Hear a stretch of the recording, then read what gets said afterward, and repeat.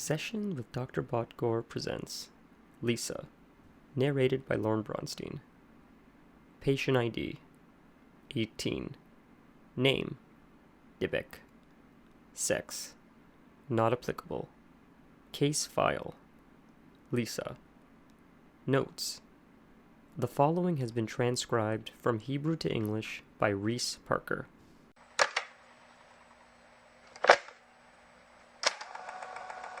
Why do it? Why wind blow? Why waves crash? It's nature. Are you saying you don't have a choice? What choice I have? The choice to choose. What else I do? My father did, and his before that. This is what we know. This is our nature. Do you believe in free will? That's a concept reserved for you humans. You were human once, no? Nah, it's not that simple. What do you mean by that? How much time we have? As much as you need. Sessions an hour, no? Time doesn't work like that here. Now tell me, how do you decide who deserves it? Deserves? These human emotions we know have the luxury of understanding, Dr. Botrot. Botgore. Botgore. Apologies. So who decides? Good question.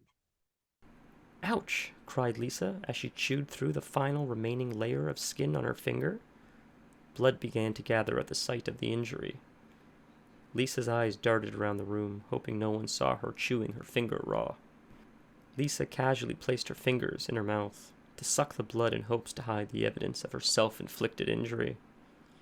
"Can I get you a Band-Aid, dear?" asked the woman behind the desk. "That's okay," said Lisa, staring at the floor. "I have some napkins here." Lisa lifted a silver tray covered with saran wrap. The tray was loaded with freshly baked chocolate chip cookies. The steam from the cookies, still warm, created water droplets that raced down the side of the saran wrap before crashing to the edge of the tray.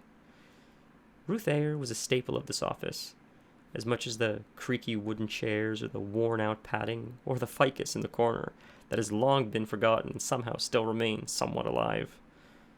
Lisa Schveltz, on the outside, appeared like your average 20-year-old girl. Her fiery red hair shined a healthy glow in the otherwise dull neon office light. She stared at the floor with an intensity that could bore a hole through the thick layers of concrete. Ruth leaned over the desk to see what Lisa was transfixed on. Ruth Ayer was a frumpy woman. She wore muumuus to hide her girth like it was her little secret. She was always big, even as a little girl. She didn't mind it much, except for the fact that people treated her differently, almost as if they were afraid of her. This always upset Ruth. She didn't have a violent bone in her body. One time, she hit a raccoon and cried for a week. She carried guilt with her everywhere and had a deep-rooted feeling that she needed to redeem herself, atone for her sins. What she needed redemption from? Even Ruth did not know. She felt being a servant to those suffering more than her would be a way to atone. 20 years ago, Ruth took a job in a psychologist's office and never looked back. In her mind, if she could be involved in people's healing, even if it was only setting up their appointments, that was enough to know she's doing good in the world. Dr. Theodore Grayson was a well-mannered, soft-spoken gentleman. Coming to America from England at the ripe age of 21 to study psychoanalysis, Dr. Grayson knew no one in the strange new world he would soon call home. And that frightened him. During his school years, every day after class, Theodore would walk down the block to Center Street where Peter's Pop Shop sat up on the corner. Peter's Pop Shop was a relic of the city. During the Great Depression, many people lost their homes and businesses, but Peter's remained. During the Vietnam War, many young men lost their lives, but Peter's remained open for those who would soon come back, welcoming them with open arms. The owner of the store, Peter Schleth, was a Polish immigrant who grew up with nothing. Working at 8 years old, Peter never had much of a childhood. When he was in his 20s, Peter found a job with the local tailor, Aleski Kowalski. After finding several redundancies in the business, he offered to help streamline the process. Within 6 months, the tailor shop tripled in customers and had to open a second store just to keep up with the demand. Aleski Kowalski, having no children and grateful for Peter's help, left everything he owned to Peter when he passed. Peter, now a young 30-year-old with 2 successful businesses and no family, needed a change. Tailoring did make money, but people weren't necessarily happy to see a tailor. Peter wanted to own a store people were happy to come into. One day, Peter had the idea to sell both stores to a wealthy Texan who just wanted the property for a cool $1 million. That's a lot of money now, but at that time, that was more than anyone knew what to do with. Except Peter. Peter opened a soda shop that served ice cream, sodas, and floats. After the success of his store, Peter decided to expand and open a convenience store with the remaining space of his building. Theodore sat alone on the squeaky, cracked red faux leather chair with a chocolate and root beer float as his only ally. Theodore would never forget the feeling of loneliness at that bar stool. Many of his classmates struggled with the course load, but not Theodore. The studying was easy. It was the social aspect of school that Theodore was failing. Theodore could recite every mechanism that caused behaviors from violent outbursts to altruistic tendencies to the point of self-destruction. Theodore knew why he was antisocial, but understanding antisocial behavior helps you socialize as much as being a heart surgeon prevents a heart attack. One may understand the mechanisms, but you're human first and a doctor second. For the remainder of his time in college, Theodore kept to himself, all while the little voice in his head screamed for the touch of another human.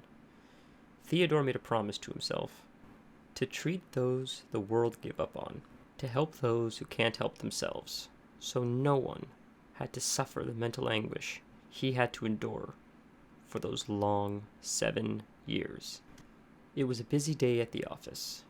Theodore was deep into a white paper about the influence epigenetics had on the development of families that were descendants of people who lived through war-related trauma.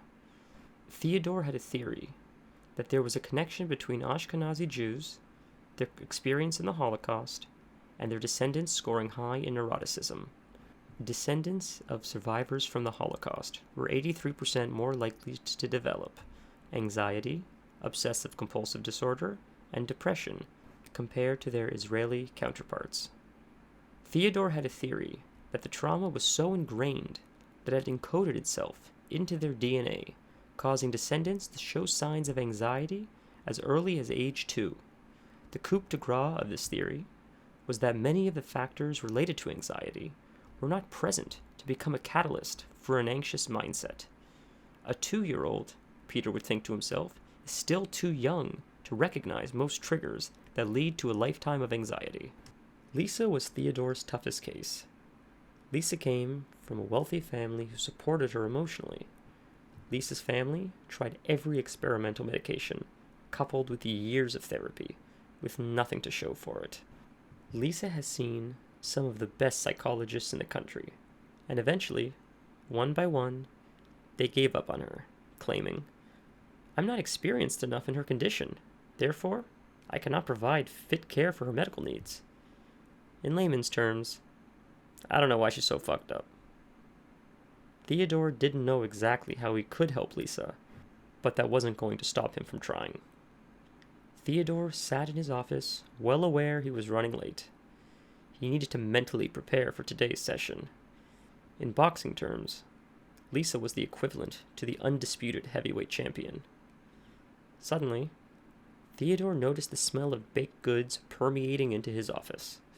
This was unusual, as working in a medical building, the only smell you can expect is ammonia-based chemical sanitizers.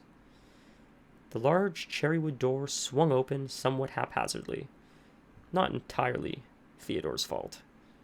Theodore chuckled awkwardly and looked at Ruth. Ruth, can we call Roger again? He said he'd fix this door weeks ago? Ruth nodded to acknowledge him, at least as much as someone can acknowledge being neck deep in a steamy romance novel. Theodore knew he could hire someone much younger and more full of life, but Ruth had a special charm. Theodore scanned the room to find the source of that delicious bakery smell. "Lisa!" Theodore exclaimed. Lisa jumped up as if she was called to attention, cookies in hand. With childlike excitement, Theodore asked, "Did you bake cookies?" She nodded. Theodore smiled and waved her towards his direction. "Come on in." As Lisa made her way to the creaky cherrywood door, she offered Ruth a cookie. For the first time all day, Ruth was focused on something other than novels about romance and incest. Ruth eyed the cookie until she finally said in a motherly tone, "I'll pass, dear. I really shouldn't, but they look lovely." Lisa nodded politely and walked into Theodore's office. Theodore sat in his large red fabric chair, a graduation gift to himself, and a staple of the office, as much as the dying plant in the corner, or the blinds that have been bent, letting cracks of sun in throughout the day. Theodore was ready to start the session. Instead of Lisa sitting across, as she normally would, she removed a cookie from the saran wrap, gently placed it on a napkin, careful not to break it, and handed it to Theodore. "Thank you," Theodore said with childlike excitement. "Chocolate chip is my favorite. Reminds me of Grandmum." Lisa wrapped the batch up in saran wrap and placed them on the coffee table between them. "Aren't you going to have one?" asked Theodore. "I get much too nervous before appointments." Theodore regretfully nodded. Theodore bit into the cookie, and crumbs broke free, tumbling down his shirt onto the stained, dusty, medical building carpet. The sweetness and salt of the chewy cookie took Theodore back to his grandmother's kitchen in Liverpool. The cookie melted in his mouth in a flavorful ecstasy. If nothing else went right today, at least I have this momentary bliss, Theodore thought to himself. Finally, back to reality, Theodore fixed himself in his chair to assume a professional posture and asked Lisa, "So what made you decide to bake?" Lisa broke eye contact, staring at the ceiling to think for a moment. "Well, you said I should channel my energy when I feel anxious, so I decided to bake. I guess I thought if I took my negative energy and I made cookies, I guess I could make people happy." Theodore took a moment to reflect her words. Really, it also gave him time to steal another cookie. Theodore, feeling silly for grabbing another cookie, tried to turn it into an opportunity by lifting the cookie high in the air and proclaiming, "These are really good." Lisa giggled. Theodore sat up straight and asked, "Lisa, I want to ask you something, and I want you to try to answer as honestly as you can. And please, it's okay if you need a moment to self-reflect." Lisa nodded nervously.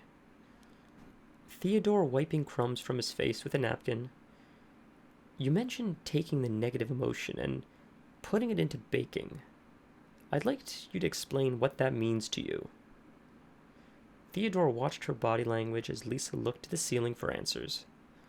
The clock ticking filled the room, a subtle reminder of their limited time. Tick, tick, tick. Not wanting to waste any more time pontificating, Theodore said, "Let me reiterate. What made you want to bake?" Lisa thought only for a moment. "Well, I got into a fight with my parents. They stormed out to cool off, I guess. And I guess it gave me time to do those worksheets you gave me. You know, the ones with the rate your emotion." Theodore nodded happily to see she was putting in the effort. "Please, continue." Well, I guess there was a question about what would the ideal outcome be instead of the current one." Theodore interrupted again. "It's a thoughtful question. It forces you to acknowledge that other alternatives exist." Theodore paused for a moment.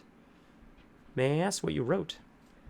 I wrote that it would be wonderful if it would be if we could stop the fighting, to love and support each other."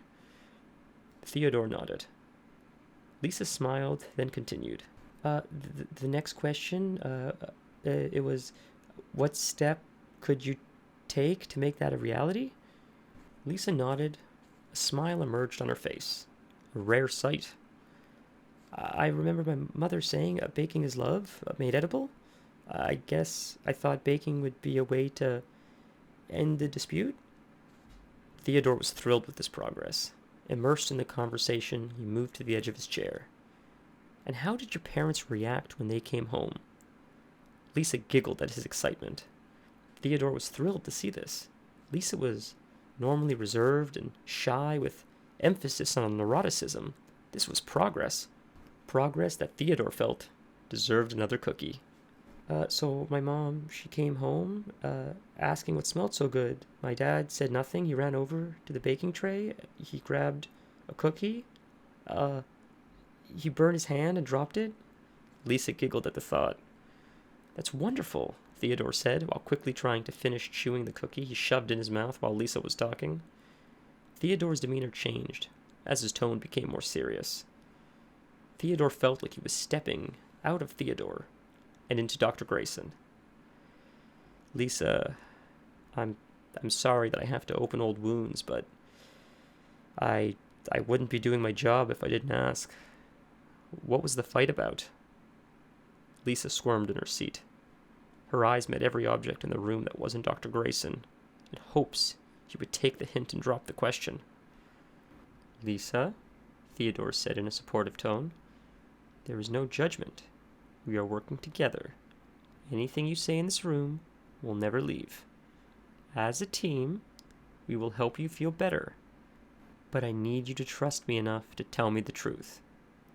Lisa's eyes met his. She looked more scared than nervous. Do you think that's something we can do? Asked Dr. Grayson. Lisa hesitated, then nodded. Okay. I'll ask again. And please, take your time. I want you to be as honest as possible. Remember, I'm here to help you. Theodore looked at Lisa with his hands elevated above his head. She knew what this meant. They both took a deep breath in through their nose. Came from both of them as they gently exhaled through their mouth. Both of their shoulders dropped in a relaxed state. Okay, let's try this again. What was the fight about? Lisa hesitated. There was trepidation in her voice. I lied. Lied about what? Asked Theodore. He never left. Lisa? Who are we talking about? You know. Lisa's demeanor changed. There was a coldness to the room, a stillness in time. Lisa shifted her body, facing away from Theodore. Theodore's hands clasped between his knees. He leaned forward. Lisa, I need to hear you say it. Lisa hesitated again. There was trepidation in her voice, as if saying it aloud would bring it into existence. With a stern voice, Theodore said, Lisa, who did you see? Lisa began to fidget, her heart beating like a drum. Her palms became clammy, pupils dilated, her breathing rapid. Theodore felt he may have been too harsh. Noticing her anxious reaction, he drew back. In hopes to reset the mood in a calm, comforting voice, Theodore asked, Lisa, how are you feeling at the moment? There was a moment of silence, then suddenly a whisper. Scared. Why do you feel scared? Lisa looked at Theodore with tears in her eyes. He's here. Who's here? Asked Theodore, knowing full well what she was referring to. Lisa remained silent. Theodore, frustrated, asked again. Lisa, I need you. Theodore stopped himself and took a deep breath. Lisa, who is here? I want you to say it. Lisa began pounding her head manically with her fists. Theodore shouting, Lisa, enough! Theodore leapt from his chair to grab Lisa's wrists and restrain her. Lisa fought with Theodore with strength he never imagined a woman of her size could possess. Theodore gripped tightly at Lisa's wrists to restrain her, inches from Lisa's face. Theodore asked, Who do you see? Lisa screamed manically, The Dybbuk! Tears running down her beet-red face. Theodore took a deep breath to collect himself. In a reassuring voice, Theodore said, "It's okay. Breathe with me." Theodore lifted his hands and took a deep breath, instructing Lisa to do the same. Lisa ignored his instructions. "I lied to my parents. I lied to you. He makes me lie." "Lisa, it's okay. We forgive you. We want to help." Suddenly, Lisa punched Theodore in the mouth, knocking him to the floor. Theodore rubbed his head as his vision throbbed. Discombobulated, Theodore tried his best to get up, but dizziness kept him grounded, while Lisa stood over him. Ruth was elbow-deep in a steamy romance scene between a young stud breeder and his lofty, horse-loving client. Just as things were starting to heat up, she was interrupted by the sound of running towards her office. Ruth stood up frustrated. "Where are the parents?" Ruth asked herself resentfully. She turned to yell at the children running in the hall, but before she could, the source of the running met her at the desk. She was greeted by two handsome young police officers of the Toronto Police Department. Both men were covered in an inch thick of sweat, with beet-red faces. The taller of the two was panting like a dog trapped in a hot summer car. Before Ruth could welcome them, they cut her off. "Where's Theodore Grayson?" Ruth, still trying to process the immediacy of the situation, couldn't speak. Instead, she pointed to the large cherrywood door. The officers ran over to the door, knocking aggressively. "Dr. Grayson, this is Michael Barkin of the Toronto Police Department. Do I have permission to enter?" No response. The officer turned to Ruth. "We believe his life may be in danger. Was he in there with anyone?" Ruth broke silence. Yes, with a client, but she's just a young girl." The color withdrew from the cop's face. With guns drawn in hand, the cops announced, "Dr. Grayson, this is the Toronto Police. We are coming in. We ask that you and anyone else get on your knees with your hands in the air." They tried to open the door, but the door was locked. The door was too thick to break through, leaving the officers with only one option. The smaller officer of the two looked back at Ruth and said, "You may want to cover your ears." Ruth, with both hands firmly placed on her ears, slid beneath the desk. The taller officer shot at the lock, blowing a gaping hole through the door. The sound of the metal striking metal rang out as pieces of cherrywood flew through the air. The acrid and sour smell of sulfur and burning wood blinded the senses, while tinnitus filled the room amongst the smoky haze. When the smoke settled, the officers pushed through the door. As the thick cherrywood door creaked, a loud squeal filled the room. The officers gagged. The smell of decay and rigor mortis filled the air with rot. Every sense told the officers to run, but they followed their training and continued in. Lying on the floor, lifeless, was Theodore. His skin was ghostly gray, cold to the touch. His muscles stiff, lay frozen in time. Theodore's hands covered in blood, his fingernails lifted from their bed. Claw marks ran up and down his throat that matched the shape of his nails, signs of a dying man's last chance to breathe before everything went black. The officers followed protocol and called for emergency medical services, but they both knew it was too late. Ruth howled a wail that shattered the eardrums of the officers. Seeing Theodore's body, gray, lifeless, lying on the floor like a discarded tissue was too much for Ruth to bear. The smell of rot filled her nose, and that was it. She fainted. When she awoke, a young, handsome man was standing over her. "Ma'am, I'm Eric. I'm a paramedic. You're going to be okay. Looks like you fainted. How are you feeling?" Ruth tried to sit up, but the handsome paramedic tried to keep her laying down. The office, now busy, busier than it's ever been, the sound of walkie-talkies overlapping was all Ruth could hear. Police officers, homicide, forensics, and more continued to pile into the small office. A young officer began to unravel yellow police tape on every surface that would hold it. The bright flashes and clicks of cameras filled the door as the detectives collected evidence. An older woman with braided hair and well-fitted charcoal suit entered the room. "Ma'am, if I can just ask you to stay laying down for now, just while I finish taking your pressure." Ruth nodded. An officer shouted in Eric's direction. "Is she awake?" Eric nodded and turned back to Ruth. "There are some detectives that want to speak with you." Eric looked back at the officers, visibly frustrated. Ruth paid no mind to the paramedic. She was fixated on this woman. Ruth thought she was important. Unlike everyone else in the room, this woman wasn't in uniform. Her big golden badge swung by her chest as she moved. The woman approached an officer who was taking notes. The officer, stricken with fear, stood at attention. "What we got?" the woman asked casually, as if this was just another day at the office. The officer nervously replied, It appears like poison.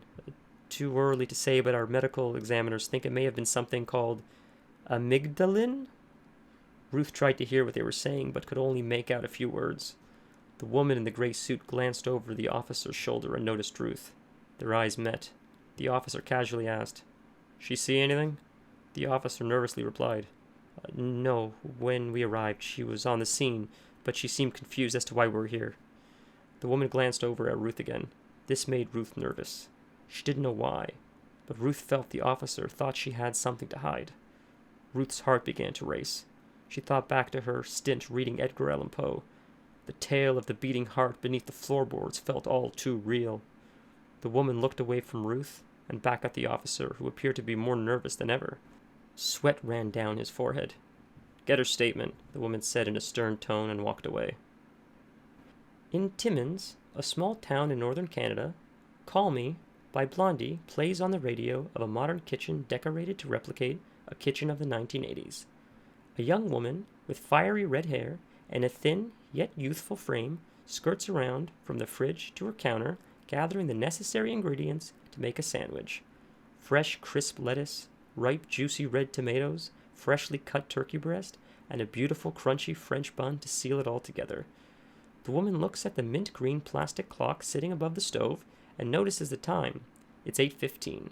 The woman begins to panic and quickly grabs a few inches of saran wrap and tightly wraps the sandwich in the plastic seal. She pours the remainder of her coffee from a "My family went to Las Vegas and all I got was this lousy mug" cup and pours the semi-warm coffee into a thermos. The woman rushes to the door with full hands. Using her hips, she's able to push the door open and seal it shut. The woman runs to her car.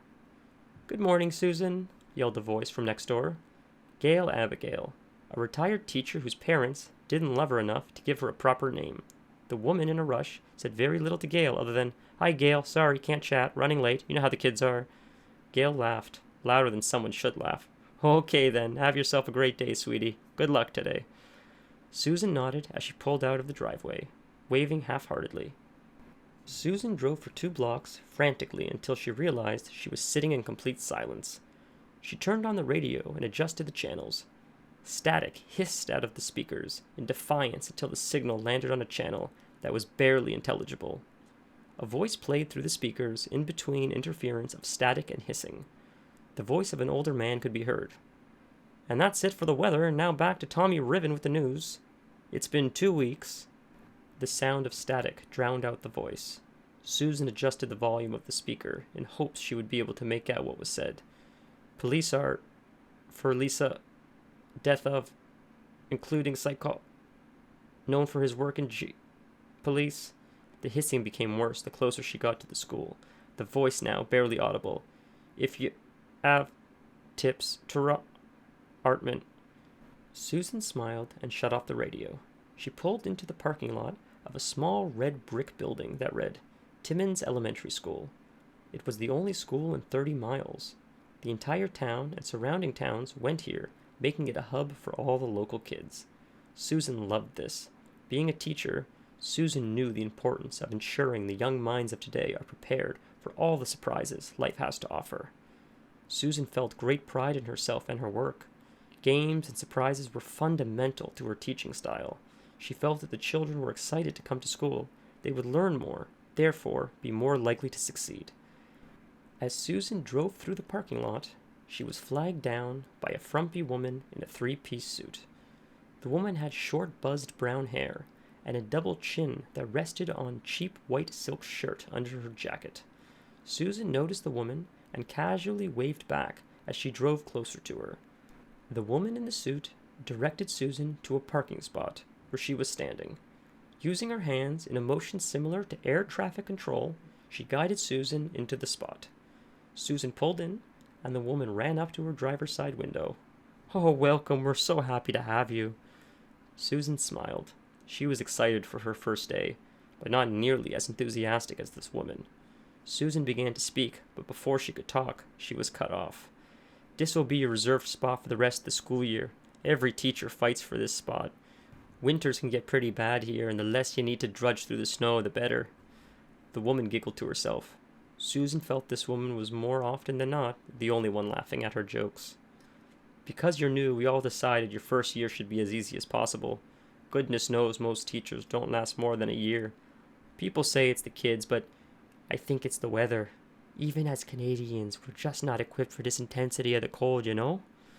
Susan thought the woman must have had a lot of coffee this morning.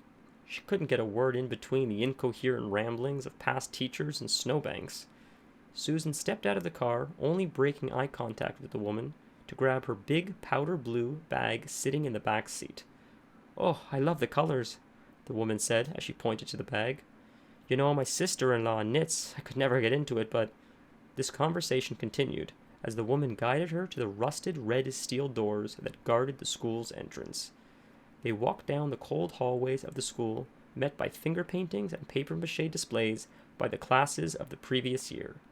Susan tried to take it all in, but was interrupted by more stories.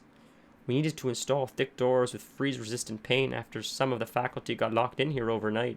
Last year, we had a parent-teacher conference that went a little longer than usual. It got so cold the moisture in the air sealed the door shut. Poor teachers and parents spent 12 hours in here until the fire department was able to melt the hinges and remove the door from the frame."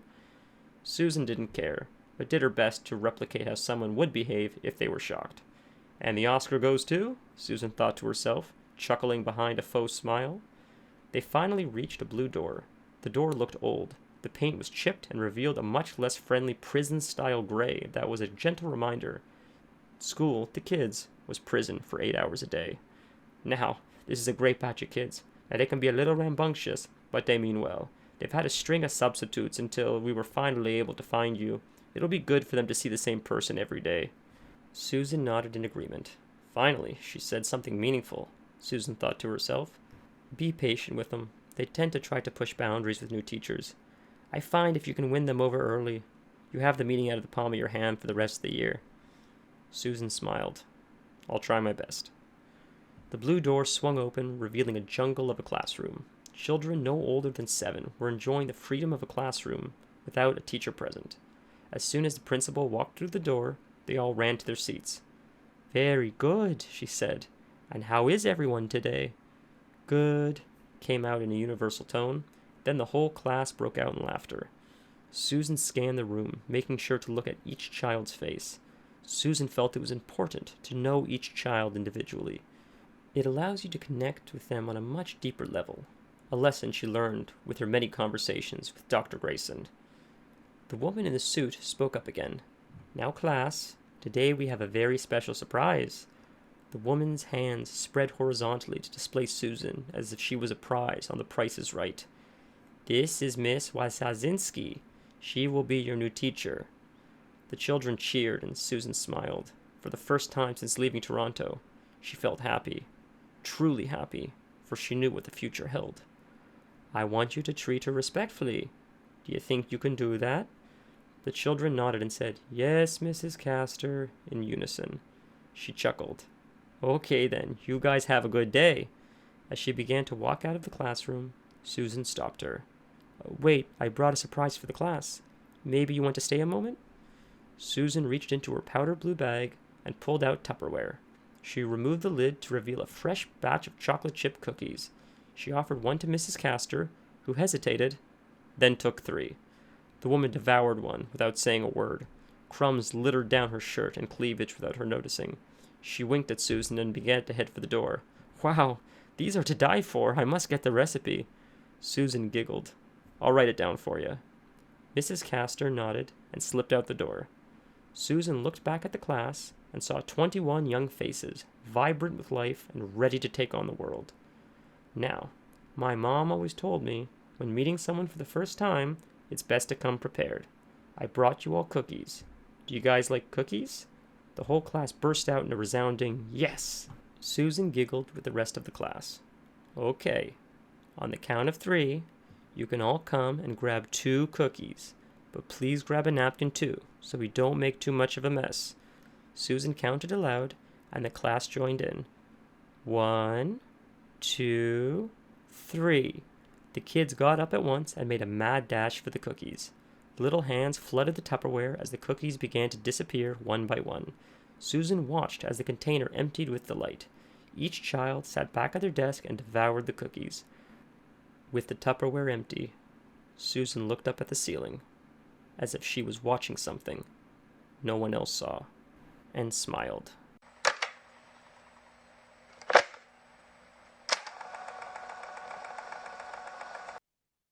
So why Lisa?